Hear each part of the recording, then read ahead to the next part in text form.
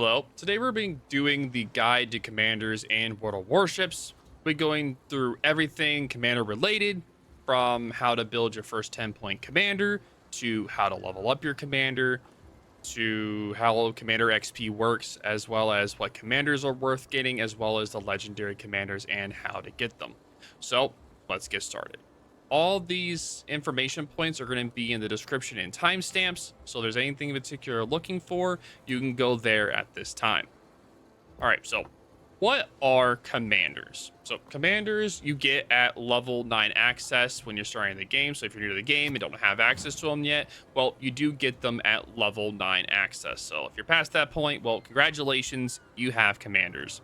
Why are they important? Well, commanders can make or break your ship. If you have a bad build, you're going to be very poorly matched against people that have better builds, or if you have a bad build on a particular ship, it can put you even more of a disadvantage. So having the right build really does help you do better in battle, which means more credits, more free XP, more commander XP, overall more wins, more things for you.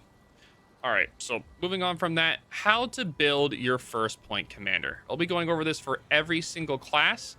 So this is like a generic, a generic 10-point commander, right?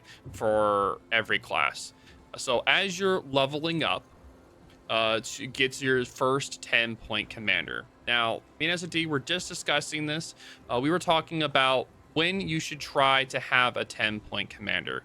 We highly agree that by tier 6, you get a 10-point commander. The reason why is that for destroyers, if I can find my destroyer build real quick, at level 10, so essentially as you're building down your commanders, right? So for instance, I'll use the Sherman as an example. You're going to get preventative maintenance first, right? Helps makes it where you're less likely to lose your modules. Then you're going to do last stand, so that if you do lose your engine, you're still able to move, and same with steering. Then you're going to do survivability expert. This makes it where you have extra health from the start, so very nice with that one. And then you have concealment. Concealment is the really important skill that all destroyers need, so it's very important to get that at tier 6 and at the latest by tier 8, because if you don't have concealment on a destroyer at tier 8, you're in a world of hurt. So highly recommend it. Yeah, you're like absolutely cooked. So this build right here is for your generic destroyer player, right? So as you can see here, I did the build down like this. You start at 1, then you go to 2, then you go to 3-point, and then the 4-point skill. You don't do this. You don't use points here. You don't fill this bar up first, right? What you do is you go down, and then you finish your build at the 4-point build first, and then you finish the 3-point, and then you finish down the 2-point and such like that. See, you see how I built that there? So this is that was just a random build, by the way. I was just showing that, but that's just showcasing it. So for your generic destroyer player, this is going to be your 10-point build first. Okay, so for a gunboat destroyer, say like a Colbert or a Downey, something more open water, you're going to be doing more of, see here, you're going to be doing the consumable specialist first, so you can get your consumables faster. Then you're going to do last stand, survivability expert, and then you're going to do AFT. AFT is the main battery and A expert, which increases your range by 20%. This is very important for gunboat destroyers that need that longer range. And you don't want to build it into modules, because if you build it into modules, it takes away from your reload. As you can see right here, reload right here is 12% with a 13% debuff to your traverse. And as you can see, this only increases your range by 16%. While with this one, it increases your range by 20. So taking the skill, you get extra range. So that's really good. As you can see here, if you try to take BFT instead, you'd only get a 5% buff to your reload instead of the 13 that's in the modules. So that's why if you are going to build range into your destroyer, you always take in the skills and not the modules. So there's a tip for that one.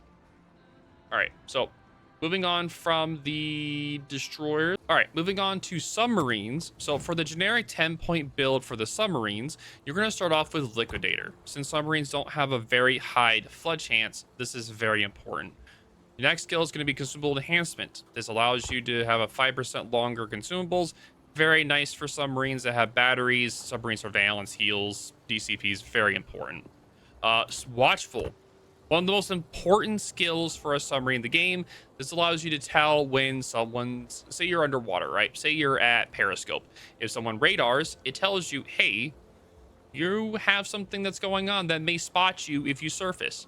Don't surface. And if you're on the surface and someone is using submarine surveillance, it'd be like, hey, someone's using a surveillance thing, so maybe don't dive. And the same thing works if you're at 30 meters and 60. So say if someone is radaring or someone is hydraing, it shows, hey, there's someone that's using one of those tools inside of that range. So very useful to get watchful. Your 10-point build for like all these is also going to be enlarged propeller shaft. This makes it where if you have 50% less battery in your submarine, you go 18% faster. This is very useful for pretty much every single sub in the game. So this is just a generic build for your 10-point build for submarines. Moving on from the submarines, we're going to be talking about the CVs. So for a generic CV build, using the example of a Shinano here, the first skill is going to be air supremacy. Makes it where you get your aircraft preparation faster, so you get your planes faster. Then improve engines, which just makes your planes 2.5% faster, which is really nice. Then you get aircraft armor, and then survivability expert. This essentially just makes your aircraft more tanky and more healthy. This is the only one where you build the 2 points into the 3 skill first, rather than going for the 4. And that's because those 2 points are very, very, very important. So that's why you take these 2 for your 9-point build at that point. So that's for CVs. Moving on from CVs, we're going to be talking about the two battleship builds, essentially, right? There's going to be one for secondary builds, a generic one, and then a generic one for regular secondary battleships. So let's use Schlieffen as an example here. And again, we don't really recommend secondaries with a 10-point. It's really useful for a 14-point, and we're going to explain why as I'm showing you this here. So the first skill is going to be preventative maintenance.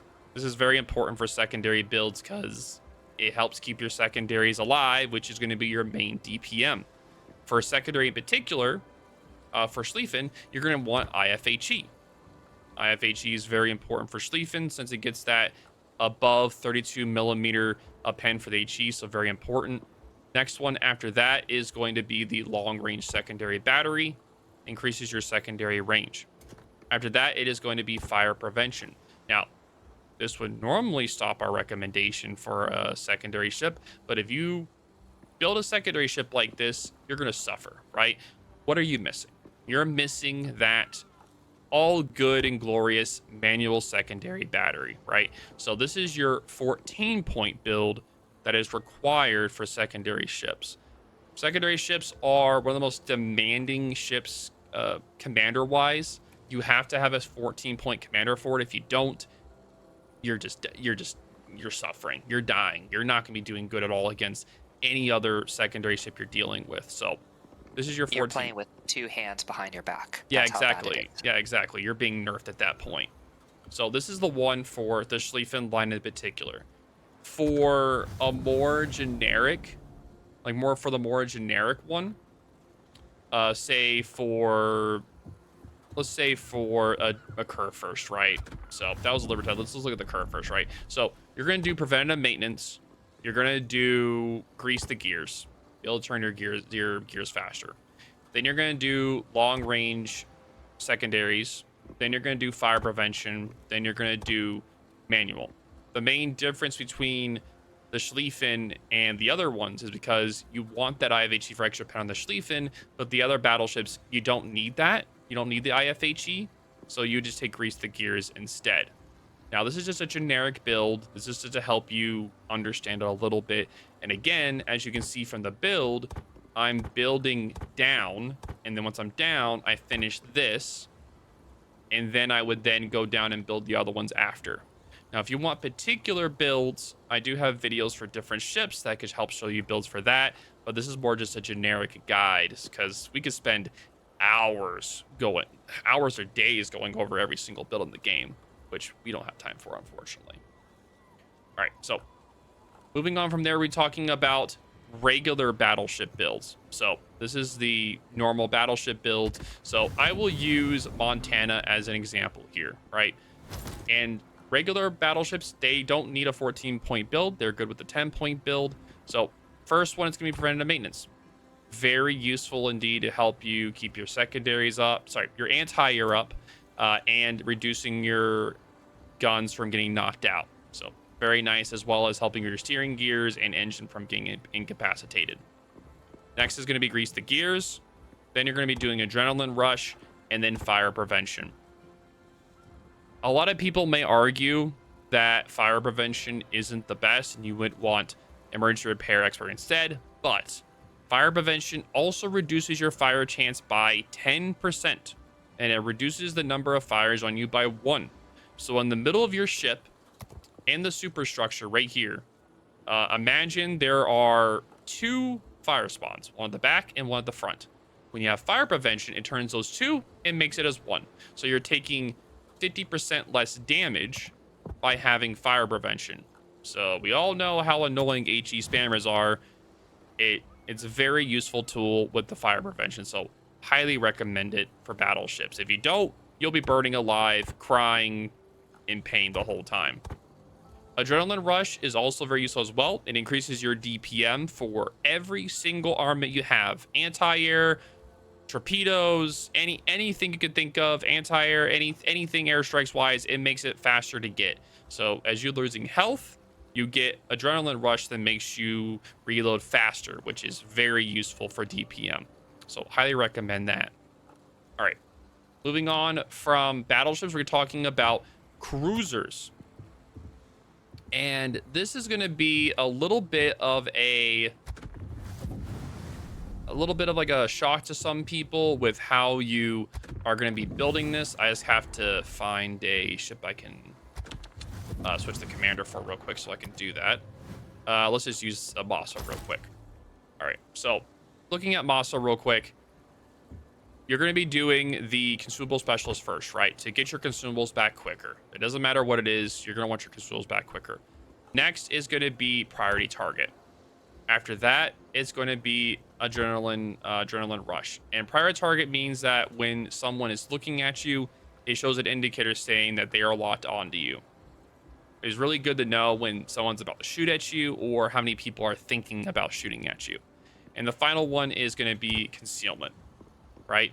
Now, this is your 10-point build. And people are going to be asking, why don't you take superintendent or survivability expert? You got to think about it this way. As you're building up to tier 10, what do a lot of cruisers not have? Heals. A lot of tier 6 through 8 cruisers do not have a heal. So it's not really that important to build into superintendent or survivability expert until you get past that point. So by the time you get to level 4, you get your level 14 commander, level 17, so on and so forth. You're going to be able to then build those and help you make yourself more tanky, which you'll need when you get to tier 10. So those are all of the generic builds for just the destroyers, submarines, cruisers, battleships, CV. So if you guys have any questions on those, definitely leave them in the comments. I'll do my best to explain the best I can. So moving on from that, we talked about why commanders are important. We talked about how to build your first 10-point commander. Now it's time to talk about how to level up your commanders all the way up to level 21. So let's get started with that one. This is going to be a little bit of a long one. The best way to level up your commander is simply playing the game. By playing the game, you level up your commander, right? But let's how you do it. So there's a few ways. It all comes down to battle types, right? So One of the worst battle types to play for grinding your commander is co-op. It gives you the least amount of base XP, which is how you're able to then get commander XP. So if you say you get like 500 base XP in a match, right? You're not going to get that much commander XP from that. But say you got 1500 base XP in a match, you're going to get a lot more commander XP out of that. So co-op is not a good mode to get your good commander XP out of at all, right? Next is going to be randoms. Randoms is very good for getting is good for commander XP. Same with operations. A lot of the like the not permanent modes, like asymmetrical battles, that one's really good. Brawls is okay as well. Any other modes are really good. Ranked is good as well. Clan battles is amazing if you do get there. But overall, one of the worst modes is going to be co-op. Just do not go into co-op and try to grind commander XP. It is going to be a pain and you're going to suffer. So do not do that. Other ways to grind or be able to earn more commander XP per match is by getting premium time. Premium time increases your, as you can see here, it increases your credits 50% per battle, 65% for ship, commander XP, and free XP per battle 65%. So it really gives you a massive boost by getting premium time. So make sure you get premium time to be able to help you with that. Now, they do have sales at the end of the year normally to be able to get like half off for a year. So it does help you save a lot of money buying premium time once a year. Other ways to get be able to level up your commander as well is with premium ships and bonus packages on ships. So let's take an example here real quick. So as you can see on my Hoffman, a tier 10 special ship, as you can see here, I have a permanent package right here that increases all of my XPs by 100% and my credits by 50%. This makes it very nice to be able to, and this is for all, by the way, all premium ships and special ships, is this little package right here. So all premium ships, all special ships, doesn't matter the tier, all have that bonus package there to be able to earn more commander XP. Now, if you're trying to earn the most commander XP, essentially the higher a base XP you earn, the more commander XP you're gonna get. So you're gonna be able to do that with the tier 8s, 9s, 10s, 7s. Pretty much 7s and above are gonna be best in that regard for that. So say for instance, you got yourself a Montana, right? And you really like playing the Montana. You can then use that to grind commander XP by buying the bonus package.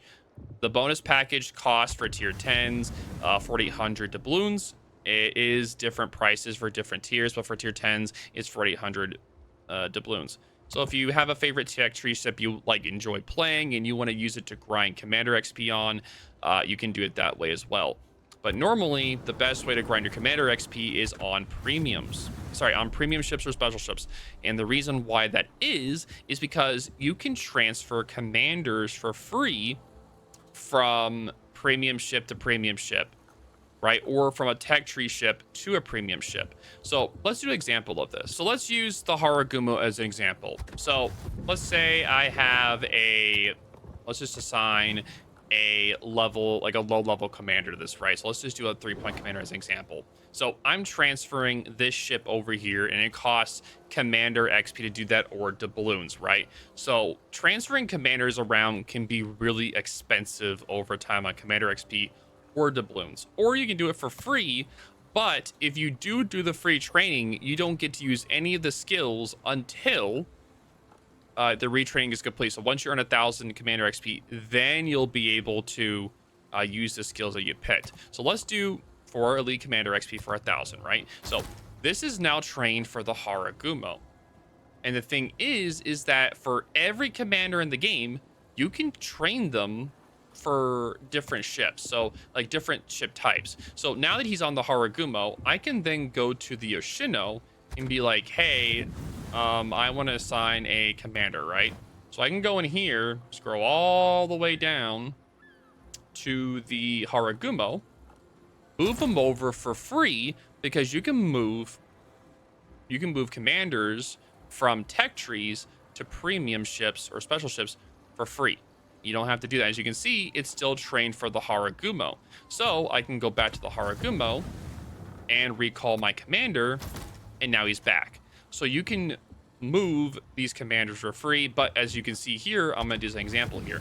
When I go into the Shima and I go all the way down and try to take the commander from the Haru, it says, oh wait, I have to then pay to transfer him. So normally what people do is they'll have, like, say a ship, a commander assigned to a like one tech tree ship, and then they'll have that commander on different premium ships, because every single commander, it can have a build for every single class. So you can transfer that commander to different premium ships or special ships or coal ships or steel ships or whatever for free, while still keeping that one tech tree. So you don't have to limit that commander to just one ship, which is a very useful.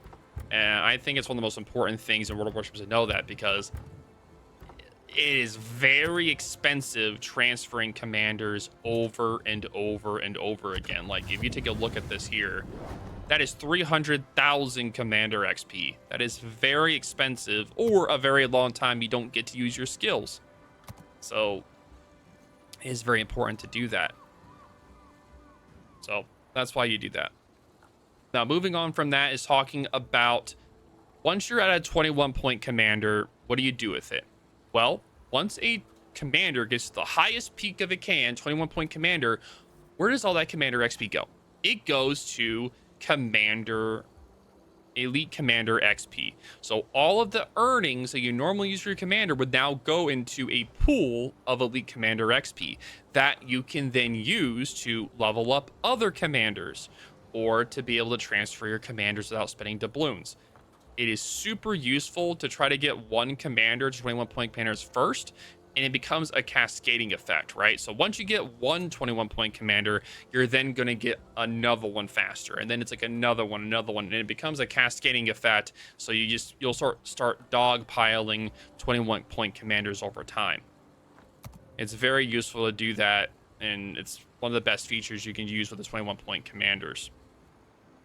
I'm trying to think if there's anything else I'm missing on that. Is there anything else in particular missing with the commander XP or anything like that? You still get commander EXP even if the captain's not 21 points. It's just 5% of the EXP you normally earn. Okay. So let's say you get 10,000 commander EXP for your captain. 5% of that, which is about 500, will then be earned as elite commander EXP. You can also earn it through missions sometimes, and occasionally through containers as well. But otherwise, once you get a 21-point captain, that will be your main source of reliable income. Yep. So also another thing to note is for the economic bonuses for your bonus commander here, you get the gray bonus, the green, the blues, and the reds. I would highly recommend that you save the higher, like the blues or the greens, if you do get them, or even the reds. You save those for instances where you're going to guarantee to do well, and not just on your lower tiers, because again, all of these modifiers are based off of how well you do in a match. So do not put all these higher level modifiers on if you're going into co-op, because you're not going to get much out of it. You want to put them on modes like randoms, ranked, operations, asymmetrical battles, or clan battles, where you're going to be guaranteed to get a lot of base XP, or you're going to perform really well to where you'll get a lot in return. Because if you just waste them, you're going to burn through them, and then it's going to be really hard for you to grind your commander XP and your commanders. So there's a big tip for that one that a lot of people do misuse, because these bonuses are limited. You do get a lot of them by playing the game, but at the same time, if you're putting in a lot of battles, you're also going to be running through your reserves really fast. So a good tip is saving your modifiers for higher tier, like tier 5 and above, and the really good ones, like the blue ones, save those for like tier 10 and tier 9. So that's a good tip for that one. Is there anything else you think we should add about that section before we move on to the like what commanders are worth getting in the armory? Ideally, also combine with premium EXP, premium time. So if you stack all the multipliers, you can get some insane earnings. Mm-hmm.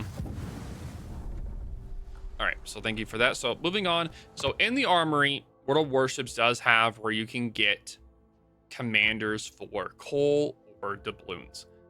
I would highly recommend doing this as well. So if you're playing the game and you get coal, you can use coal to get a 10-point commander to help you be able to level yourself up faster. So say for instance, you're going down a new nation and you want to get a head start on your commander. Well, you can do that with buying one of these. You can buy it for doubloons. 1,500 doubloons is like, how much is that? Like 10, like how much is that? 1,500 doubloons? Trying to I will think. have to do the calculations, but relatively speaking, it's cheap. Yeah, it's pretty cheap to do it. 35,000 doubloons. That's about a month. About a month-ish if you're doing brawls as well. That's about a month. Normally a month's grind worth of coal. Maybe about a month and a half-ish. So about $8. About No, $8. actually, probably closer to 6. Give me a sec here. Okay. All right, but yeah, as you can see here, there's ton of commanders and boobas, and these are all $6. yes. All right. So all these commanders, and some of them have these enhanced skills that give them a little bit of advantage with their skills. So as you can see here, this gives it where instead of the normal like 5%, it's a 10%, and then vigilance, this gives a little bit extra torpedo acquisition. That one's really nice for the Germans. For like the British, they have enhanced skills for the consumables, the grease the gears, and then the consumable enhanced. So all these ones you see with stars, the ones that are right here with the seasoned, there are more as well for just coal as well. So if you are going to buy these in particular, make sure to get the seasoned ones in particular. These are the ones that have the enhanced skills for each of the nations, which is really good to help you optimize your builds for each nation you're playing. So I definitely recommend these when you're leveling up your commanders for your nations. It'll help pair with if you do pick a coal ship as well. And I do have a coal ship video as well, so you can check that out. All right, so the final part of the video we're talking about are going to be the legendary commanders and how to get each one and what makes these ships so special. So the legendary commanders or the unique commanders, they have the enhanced skills, right? But they also have talents that are activated in every game mode except for training rooms and clan battles. So as you can see here, if you shoot down 20 planes, you get 10% extra anti-air damage, right? And then if you do 8 successful torpedo reloads, torpedo hits, you get 5% reload to your torpedoes. So these skills are very useful for the nations that you're playing as well. And this is Swirsky for the Europeans, but there is a lot of them. There is Swirsky for the European, there's Cunningham for the British, there's Philippe for the French, Luchins for the Germans, and Kuznetsov for the Russians. There are also a few that are hidden as well in the campaigns. In the Yamamoto campaign at the very end, you can get Yamamoto for the Japanese. He is a 15-point commander, as well as in the hit hard and hit fast campaign. You are also able to get Halsey in the final one as well of that campaign. There are also other commanders as well that are hidden. They're kind of all over the place. So in the armory here, you go into the containers. At the Battle of Passo di Patria, you can buy these containers for doubloons, or of course coal. You can buy them for coal. So you can buy it here, and you get Lisboa, which is for the Pan-American nation, which is for the Libertad and the San Martin is. And this thing is really strong, so I'd highly recommend it for sure. You would use coal to get the commander here, and the coal cost is going to be just about the same as the other legendaries that are in the armory. So if you want to think about price wise, you want to think about it that way. So normally they cost about like 175,000. The ones that are in these containers are about the same. So Pan American Legendary is in the Battle of Paso. Age of Zambing is where he is. He's the legendary commander for the Pan Asia lines. So good commander as well. And then there is there one more? I thought there was only two at the moment because the Dutch ones weren't permanent. There should be two at the moment. Oh, sorry. Resolute and Rapid. That is Cincinnati. He is a really good commander rel for the Italians. He's in the Resolute and Rapid containers. So there are three legendary commanders that are available in the army for containers. You have the Age one, the Resolute, and the Battle of Paso. There is also another commander that will be coming in sooner or later. Again, the Dutch one. He'll show up sooner or later again in these containers. I don't know when, but he will at some point. So these legendary commanders are definitely worth getting once you have a few coal ships under your belt, or as you're like grinding through the nations, you can go into the campaigns and get them there yourself. But overall, the legendary commanders are one of the best commanders in the game. Like for instance, with Lucian's, he has a Resolute, so if he spots every 3 enemies he spots, his ship gets about like 300 XP ish, like per second. I think it's like 1,000 ish or more, like maybe 2 or 3,000 ish heal. It's really good for destroyers. Main battery reload. So if you hit 140 times of shells, you get 7.5 reload to your main guns. Really useful there. Secondaries, you see here, you hit 100, you get 15% back. Sorry, 15% reload for your secondaries. Just all these skills are very useful for their nations. This is all for brawlers. Lucian's is amazing for that. Moving on for that is going to be Cunningham. If you get an extra consumable, if you destroy 2 ships, that's not too hard. Lightning fast, so once per battle after causing 4 floods to an enemy, you get a faster ship and faster squad speed for your airplanes. Ruthless, you get if you get a Witherer, you get a faster reload for all your armaments. So these are just to name a few. The ones I would definitely recommend overall, like really, really highly recommend, is going to be Kuznetsov, Lucian's, Cunningham are all really good ones. Halsey. Halsey in the campaigns is really good as well as Yamamoto. Those are all very strong commanders, legendary commanders as well. Very useful. So I'd highly recommend them. And what do you think are the ones that are worth getting from the armory and the containers? I know for sure that the Pan American commander, he's 100% worth getting.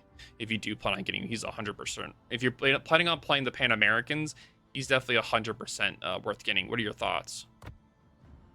Priority is to take whatever nation you want to play next. Mm-hmm. But if you're not able to decide, then I would recommend Lucian's first, because his skills benefit all German ships pretty nicely. For sure. Now, is there anything else you think we're missing from covering about the legendary commanders? I think we've done a pretty good job covering them. Yeah, they start at about 10 points most of the time. The campaign ones start up a little bit higher, but we strongly recommend getting them.